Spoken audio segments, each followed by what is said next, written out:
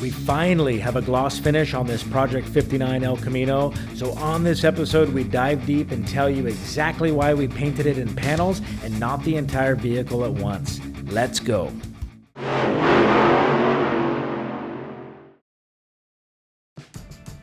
As you may have seen on the last episode, Brandon laid an absolute perfect paint job on the 59 El Camino.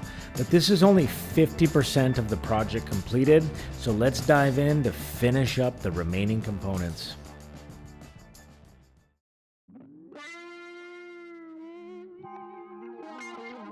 The hood, fenders, doors, tailgate, bumper valances, and every little knick-knack small part still needs to be painted. So as you can see, Brandon hangs the doors so he can spray the jambs and the exterior panels all at once. So first up on the mixing board, the PPG sealer in dark gray. Brandon sprays one medium coat of sealer on the door panels themselves and lets that sit up for 15 minutes. Next comes the jet black base coat, and we're using a product from a company called Pro Spray. This product is mixed 2-to-1, and we give 3 medium coats of black base right over the sealer. A little trick I like to tell myself when painting complete doors or fenders is to spray a cube. 6 sides in total. Make sure you cover every last side so you get complete and proper coverage. Finally, we wrap up with the Glazeret 210 line of clear coat. 4 coats go on with a pressure of 10 psi at Brandon's spray gun cap. Now, you may ask yourself, why are we painting this car individually, panel by panel? So let's dive into it. So while Brandon is spraying downstairs, I thought I'd take a minute, run up to the lab, throw on the coat, and talk to you guys about why we're spraying this El Camino in individual panels. On the last video that you watched, we sprayed the entire body, quarter panels, roof, door jambs, all as one unit. The best scenario, in my opinion, is to get an entire vehicle sprayed with your base coat and your clear coat through your quarter panel, around the edge, into your door jamb, around both edges in the door jamb, right up to the interior edge where your interior molding is going to mount. The advantage of doing it this way is that you have no break in your clear, you have no soft edge on your corner, you have entire clear coat and paint encapsulation for the entire vehicle. We had a comment roll in and a viewer asked why we're doing it this way. Well, the reason why we're doing it this way is because we're using a solid color, which is jet black. If we were using metallic, a candy, or a pearl, we wouldn't be able to do this process. We would have to spray the entire exterior of the car all at one time. In doing it in that method, what would we do with the door jamb? Well, we would just spray the door jamb prior to spraying the exterior of the car. But what that leaves is a soft edge right on the corner. A soft edge is the clear coat wrapping around and stopping right on that edge. Now, over time, years and years down the road, that soft edge will start to peel back. But it's gonna take 15, 20 years, especially on a classic car that's stored indoors. It's a very good chance that you're going to have a color that doesn't match if you spray these panels individually. Now, why is that the case? Your metallics, the base color is always gonna be silver. And in that silver, we have little pieces that are gonna stand up on edge and give you a nice reflective finish in the sun. But if you spray this metallic and you're inexperienced, you're gonna have lines coming across these panels. If you don't overlap those panels evenly, you're gonna have what we call tiger stripes on the side of the car. And if you spray the metallic individual on each panel, if you have a different pressure on your spray gun, different compressor, even different temperatures outside, chances are that metallic is gonna lay on that panel differently than the door, and it's going to look different. This also goes for candies. Now, candies are a transparent additive to the clear coat, which tint your overall color. When spraying candies, the same thing can happen. Tiger stripes. If you don't overlap that panel at least 50% every pass, you're going to have stripes. The best candy painters will always paint a vehicle as one entire unit. Now, pearls bring us to our final subject. Pearls are a little bit different. The method on spraying a pearl is not to run from front to back on the vehicle like a candy. My method of spraying pearls is to fan your spray gun out and run 45-degree passes on the entire vehicle. This ensures that your pearl coat is even and it's not blotchy. So the long, short answer is we can get away with spraying panels individually only because they're solid. If it was any other method, we cannot do it, and we would be painting the jambs first and the entire vehicle second. All right, let's get back to painting. The only funky thing that I've seen is just right in here, so I'm going to leave that for Brandon to dial a little bit. But it's going satin, so we can use the small Dura block. Okay. And then just get it, just block it out here and here. So this is all going satin black, It's right? all going satin. Yeah. Cool. Everything's satin black. All right, we're back in the booth. The game plan this week is to get the bed prepped for a satin black and to get the firewall prepped. So Brandon's in the bed, Ethan is on the firewall, and we're jamming. Let's go. Monday morning. It is Monday indeed, and 2 days of rest over the weekend really don't do much for your fingers and fingertips themselves. But we have a deadline, so we grabbed the DA sander and soft pad. Also, Scotch-Brite works great in these times, a little bit softer on the hands and fingers. As mentioned, we're going with a satin black on the firewall. Also, the inner fender wells are going to match. So Brandon grabs the black base coat, sprays 3 coats of jet black, followed by a matrix flat clear. The satin finish on the firewall is absolutely perfect, but seeing it in person, I instantly know that we shouldn't be doing that finish on the inside bed panels. The game plan this week is to get the bed prepped for a satin black. Haha, see what I mean?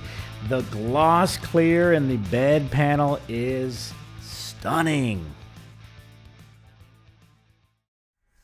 Well, it's been a few days, and as you saw, I kind of had a change of heart on the bed. So it is now gloss black rather than satin black. And in seeing it gloss black, I've also decided I really want to put a wood floor in the bed of the El Camino. They didn't come with it. As you can see, it was the corrugated panels.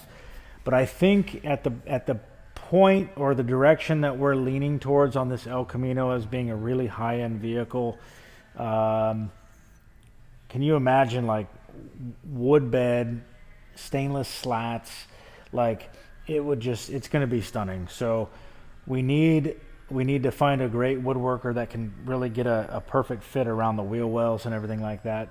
But there was one big problem that I noticed with putting a wood floor in this thing, and that is the corrugated original panel that's in here.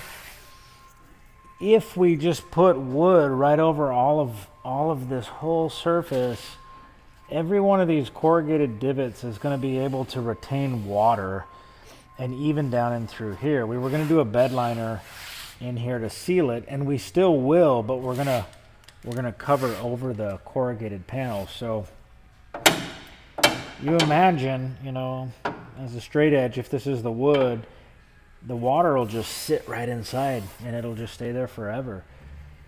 And I thought, man, that's really going to be a problem. So what our game plan is, we're going to take a piece of stainless steel and we're going to actually weld it to the insert, like right over this corrugated panel entirely. We're going to weld it in, and we're going to fill this corrugated deal with so no water can get in here. And also what we did up here is we put drains, and we made these out of stainless too. Now you can weld stainless to steel with special rod, and that's what we did, and that's what we're going to do with this panel as well. But this is a 1-inch drain on each corner. So if the wood is in here and the car is ever washed and the water comes down, it can get out, right? Remember in a couple videos ago, we talked about all the drainage. So it's just that same concept. So we have this beautifully painted interior bed panel, and also Brandon sprayed the package tray at the same time, which looks awesome. Wood bed for sure. Still undecided though what the wood finish is going to look like. I'm thinking possibly like a satin, really dark, almost black stain with a satin clear, and then the stainless or chrome slats. So yes, it's a process. Sometimes I'm so visual that I kind of need to see how everything looks first and kind of make the decision if we like the direction we're going. And the satin finish just didn't look good, so we ended up going gloss. I think it was the best decision we've made yet. The other thing too that we did on the wheel wells is originally these ribbons or these divots, they wrapped around the wheel well a little bit, and I figured since we're going to run wood at least a 1/2 inch thick, if we have these little divots that are tapering down, which they did, if the wood comes across these little divots, these little indentations are going to look a little bit funny. So we just faired those out and smoothed them and made them end right here. So if the wood paneling comes across, these ribs parallel the wood. So that's going to be just kind of a neat little touch that probably 99% of people won't pick up on, but at least we have a little customized and thought out process to the wood panels going in here. It's going to match the ribs, and I think we're also going to do a smooth tailgate, kind of like the header up here on the tailgate panel. I really don't want to have any kind of like hardware or stainless hardware showing, so I think we're going to try to make an invisible mounted tailgate panel that can be removed. So when you come up to this wood or this bed of the El Camino, you're going to have the stainless moldings, gloss black side, satin wood finish base, and then everything along the interior wood or the interior bed paneling is going to be smooth, no hardware at all. And I think, man, that's going to be sharp. So couple forethought things here, hardware, drainage, all that stuff to kind of prepare for the wood. I think a lot of people will just think, oh, no big deal, just put a wood panel in here, have it custom made, but we need that drain off. We need everything to jive. So that's where we stand. So you guys, thanks for watching. Join us on the next video. We're going to get into the dashboard. We're going to select the color for the upholstery, and we're going to spray the dash to match, and I've got a couple great ideas on that. So we'll see you on the next one, and thanks for watching. What's up, everybody? Brian from Mackey's Hot Rod Shop with our YouTube channel, Mackey and Machine. We wanted to say thank you guys for subscribing. The numbers are growing way faster than we ever expected. So a quick overview, we're giving away a box of merchandise for every new 1,000 subscribers. We bundle everybody together, we pick one number, and we send out all this merchandise straight to your door. It's just a way to say thank you, so we really appreciate it.